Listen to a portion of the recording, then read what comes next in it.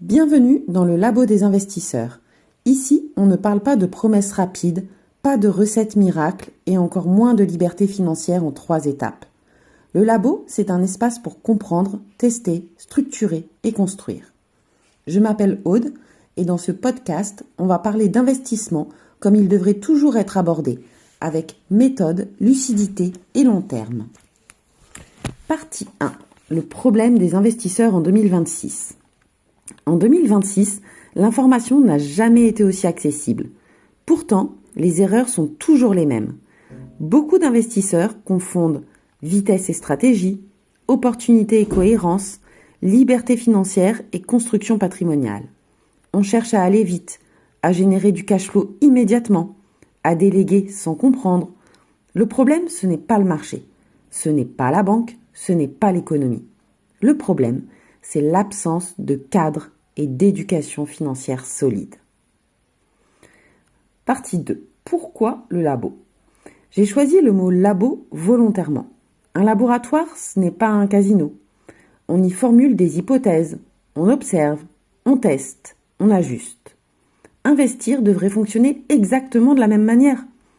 Au labo des investisseurs, on parlera de crédit immobilier comme outil de création de patrimoine, d'effet de levier comme levier stratégique, pas comme un danger systématique, d'ETF et de PEA comme outil de discipline, de structuration, de société, de SCI comme moyen, jamais comme finalité.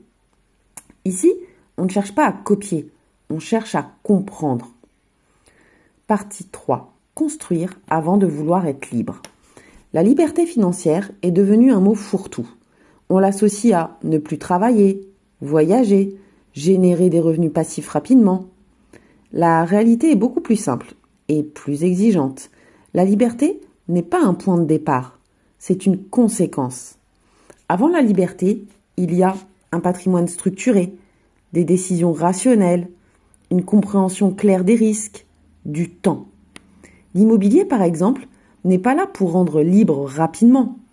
Il est là pour construire, étape par étape, un socle patrimonial solide. Le crédit bancaire n'est pas un piège, c'est un outil. Comme tous les outils, il est dangereux quand on ne sait pas s'en servir. Partie 4. Pourquoi l'éducation financière est centrale ?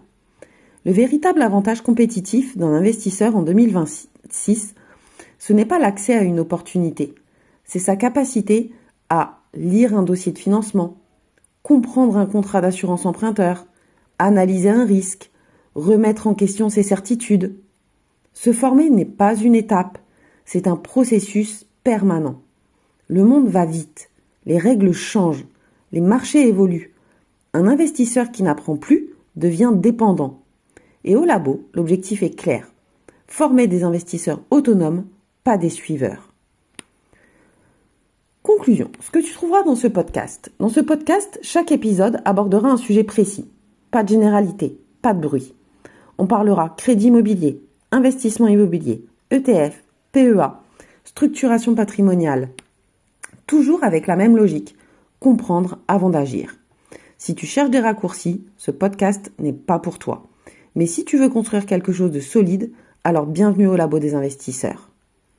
Si cet épisode t'a parlé, tu peux t'abonner à la chaîne YouTube du Labo. On se retrouve très vite dans un premier sujet concret, le crédit immobilier comme levier patrimonial en 2026.